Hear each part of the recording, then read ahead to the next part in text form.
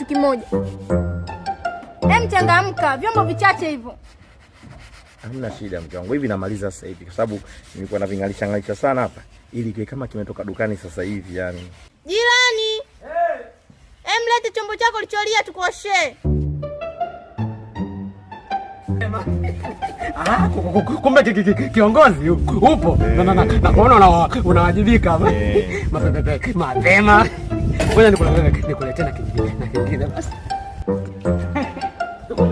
Sikujua kama yupo mtaalamu hapo. Kiongozi.